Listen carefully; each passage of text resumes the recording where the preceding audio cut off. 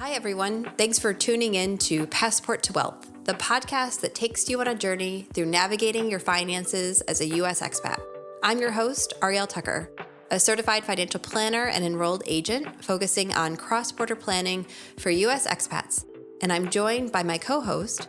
I'm Savannah Chafin, a CFP candidate, enrolled agent, and self-declared expat tax nerd, here to guide you through the maze of life and finances across borders and share the inspiring stories of fellow U.S. expats who have navigated the process. Hello, Arielle. Hi, Savannah.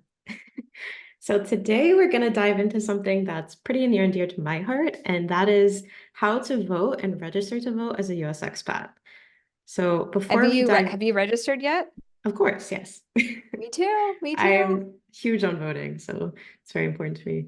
But yeah, so before we dive in, I want to talk a little bit about why this is so important for some people who may not feel as attached to the US system. So as a US citizen, your voice still matters, even if you're thousands of miles away, living away from your home state. I can't say it loud enough. I want to shout it from the rooftops how much you matter and your vote matters, especially in huge election years like this one. So your vote can impact not only federal decisions, but also policies that still affect expats, such as tax laws, immigration laws, foreign relations. So staying involved in this process while you're abroad is really crucial. Yeah, and I think, US citizens really do have, a unique voice to consider. As a US citizen living abroad, you're still subject to US taxation, regardless of where you reside. So you're still very much tied to the US system, even if you're like, I just want to check out of this. You're still tied to it financially. And so this unique obligation makes it even more important, I would say, for those US expats to exercise their right to vote. Again, like you said, tax laws, including those that are affecting foreign income and assets, are determined by elected officials. And these laws directly impact your financial situation while living overseas. By voting, which is really the only way we have a say, we're giving a voice and to say who is going to represent us. And all this affects tax liabilities, such as policies on the foreign earned income exclusion and the foreign tax credit, which we've talked about before. Citizenship-based taxation, that keeps coming up, and even changes again in those tax treaties. There are changes that happen and really influences what happens to people living abroad. So voting ensures that your voice is heard, even if you live very far away. And I mean, I think as US expats, so much of the time we feel like we don't have a voice. And it just makes it extra important to make sure you do that you do vote, and that you do say, no, I'm over here dealing with things that are not common sense, that are not fair. So I'm really happy we're talking about this today. Yeah, so let's dive in on how to actually register to vote if you're living outside the US. The process is pretty straightforward, but there are a few steps you need to follow to ensure that everything goes smoothly. So the first step is the federal postcard application. So this is kind of your go-to tool for registering to vote and requesting your absentee ballot. So when you're not living in the US, you vote via something that is referred to as an absentee ballot. So you can fill this out online through the Federal Voting Assistance Program, and we'll include a link in the show notes so you can take a look there if you need it. But this is designed specifically to help US citizens who are living abroad and military members register to vote. And to register here, you'll need to provide some basic information, such as your last US address. Even if that was years ago, you no longer live there, don't have any ties, you can still use this address. And then once you submit the application, it also allows you to request ballots for all elections within that calendar year. So this includes any state elections for the state that you previously lived in. Mm-hmm. Yeah. And so going to like this, to the state's rules, right? We have got the federal system, and then we have each state has kind of their own rules and system. And so while the federal postcard is a federal form, each state has their own deadlines and rules for absentee voting, right? So we have the federal election, and then we have the state election. So some states are going to require you to submit a new absentee ballot each year, Well, others will automatically send ballots for all subsequent elections. So it becomes really important that you understand what the state rules are when you go to register. And then after you submit your application and your federal postcard is accepted, you'll receive your ballot via email, fax, or mail, kind of depending on what you selected. So you can choose how you receive your absentee ballot. And you can even opt in for the write-in absentee ballot as a backup if you don't receive kind of the official ballot in time for the election. So this ensures that you have your chance to cast your vote, even if there's a little delay in processing the application or receiving your ballot or anything like that. Yeah, and I just want to kind of throw this in because we were talking about this before we hit record this morning was, well, what about all those US expats who were never even born in the US and they never even lived in the US? So you can still register to vote and register to vote for a state election. What you need to do is you need to consider your parent or guardian's last US address. So if you were born abroad and you never set foot to the US, then you need to double check what the state rules around registering to vote in the federal election and then in the state election. But you still may, you still can register to vote even if you've never ever lived in the US. As long as you're a US citizen. Yes. Yes. Very important point. Thank you. Yeah, so Yes. Yeah. And next, even US green card holders, they cannot vote. You really have to be a US citizen to vote. so next, we can dive in how to exactly cast your vote while you're living abroad. So here's what you kind of need to keep in mind. First is fill out the ballot carefully.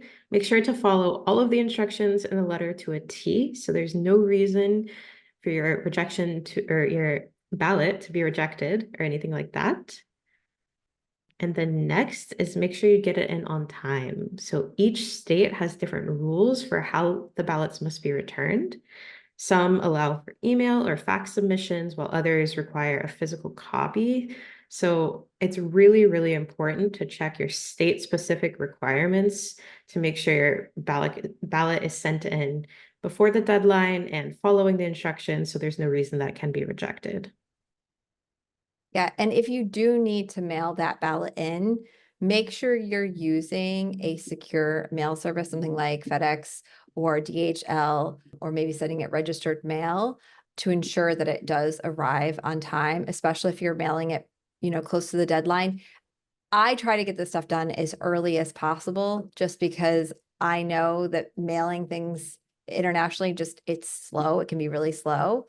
And you can also visit your local US embassy or consulate to see if they have an outreach or a program to actually collect ballots. Some do, some don't, but that could be a reliable option depending on where you're based. So, I mean, again, I think voting from overseas can be challenging, right?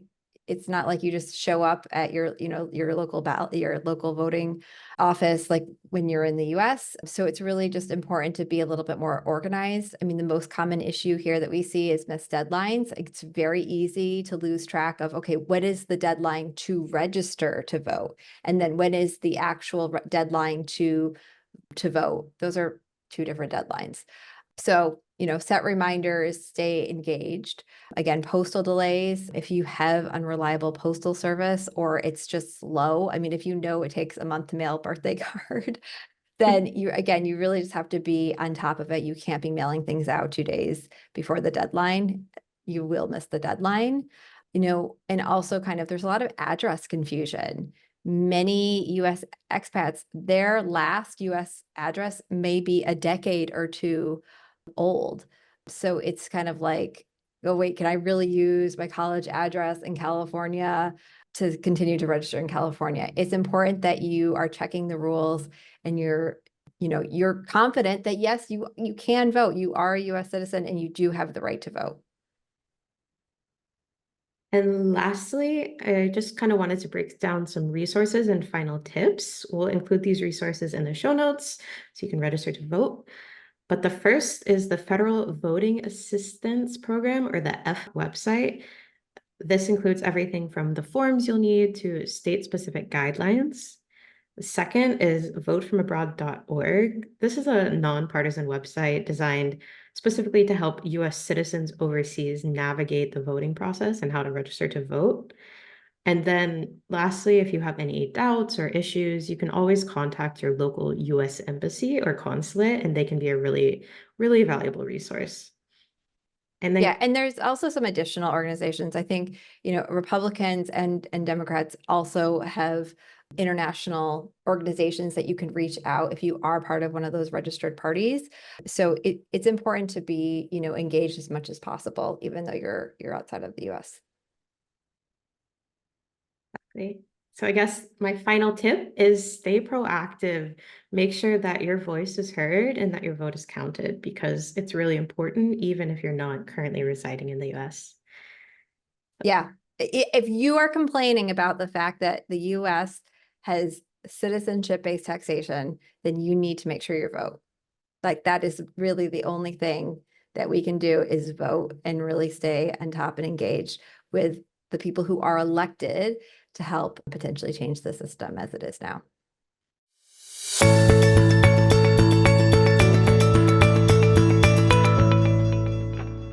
Thank you for tuning in. Stay tuned for our upcoming episodes packed with insights and stories to empower your global financial journey. This is Passport to Wealth, where your financial future knows no borders. The information provided in this podcast is for informational and entertainment purposes only. It should not be considered professional, financial, or tax advice. We strongly recommend consulting with a qualified financial advisor, tax professional, or other appropriate expert before making any financial decisions or taking action based on the content discussed in this episode.